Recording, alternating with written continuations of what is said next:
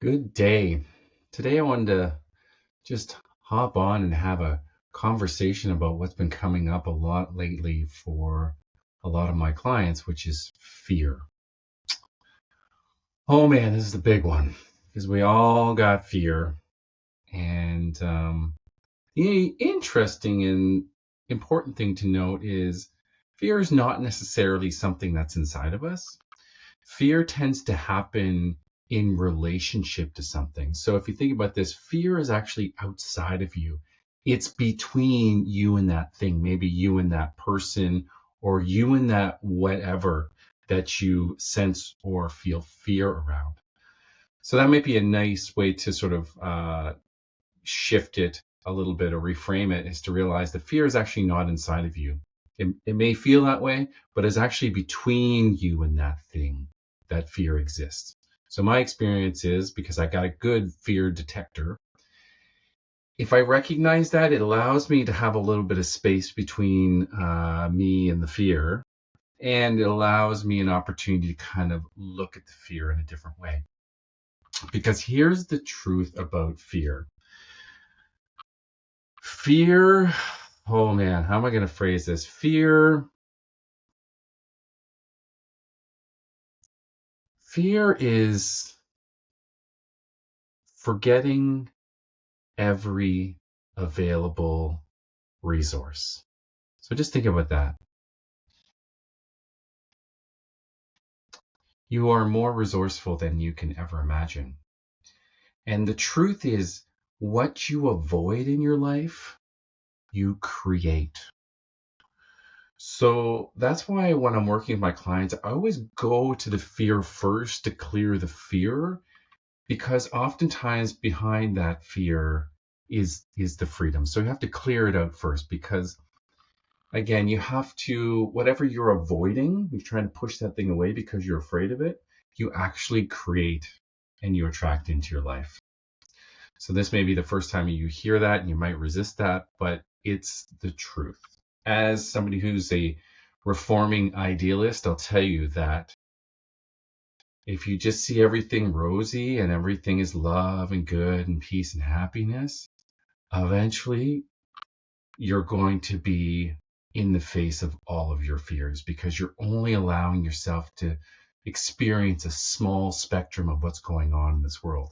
The cool thing is that the fear and the love can coexist together. And that's a really important piece. In a world where, again, binary thought, you've been programmed good or bad, happy or sad, fear, love, you can't be. The reality is you can be in both at the same time. It's just, where are you in that spectrum? Are you more loving or are you more fearful? So I always go to what's stopping you. What's stopping you? And going to the root of that, because people will always tell you on a superficial level.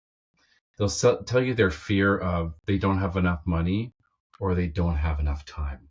I hear this one all the time, especially on sales calls. We call them sales calls, but when you're trying to get somebody into a program and save them from themselves, they're always going to come up against like, oh, this, it's not the right time. I don't have enough money. Yeah, no money, no time. But underneath that, there's a few things that I want to explore.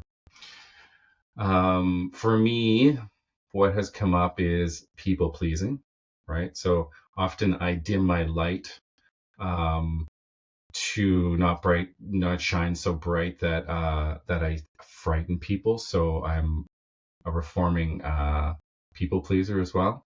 Some of the other things I've come up against is procrastination. Maybe you're up against procrastination. Maybe you're up against perfectionism. Maybe you're up against the opposite, which would be self-doubt.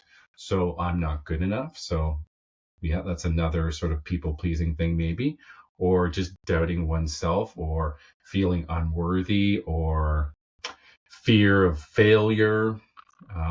Big one for me, fear of criticism. Ooh, that's a big one. Being judged by others. So there's lots of fears. There's lots of fears out there. And once you recognize that you're being fearful about something, it's easy to clear them because what you're doing is you're giving them space. And also you're realizing, again, the reframe is the space between you and that criticism is where the fear exists. And so if you can create some space, oftentimes I'll do that. I'll go, oh man, what part of me feels not enough? And then whoop, I kind of step back from it a little bit so I can kind of look at it, right? And this is a practice that I do all the time, especially in meditation. I take my mind, put it to the side, sit it on the chair and say, thank you, mind, for all the amazing things that you do. But right now you're not helpful, right? It's the same with the doubt. You can have conversations with these parts of you. And I invite you to have those conversations because, again, my experience is if you push them away, you're just going to come back, right? If you have children, this is also the case, right? If you push them away and tell them no, no, no, or not right now, they'll go, but daddy, and whatever, and they'll grab a hold of you and they'll speak louder and they'll do all those things. Your fear will do the same. So entertain it, invite it in, hold it, give it its own space, take care of it, love it. And what you'll notice is that on the other side of that is all the freedom that you've been looking for. So it's a simple reframe around fear where you step into the driver's seat, you're completely self-responsible in your life and you go, what would happen if I just cleared this out and I didn't avoid this anymore? I just invited it in and connected with it.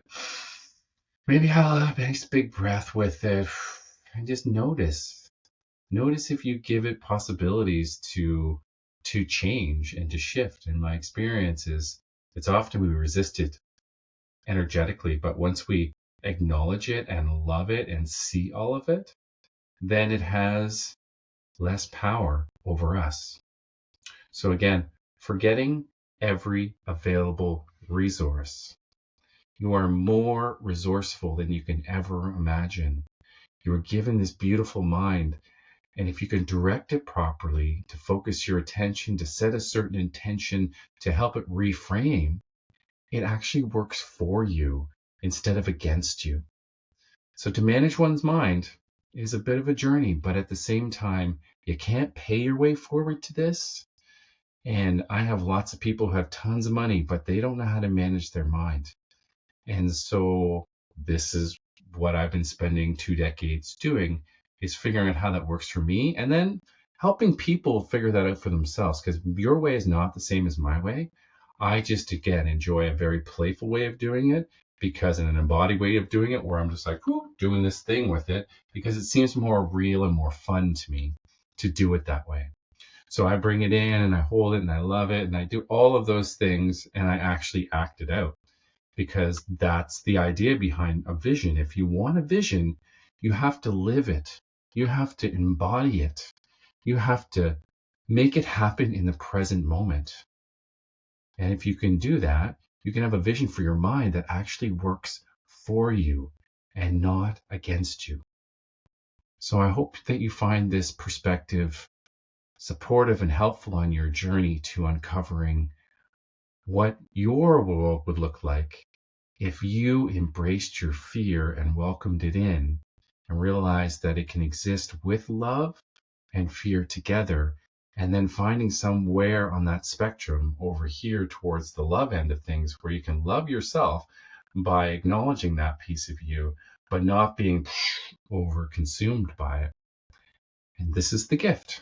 The gift is you can't get rid of these things. But man, when you play with them and you invite them in and you support them,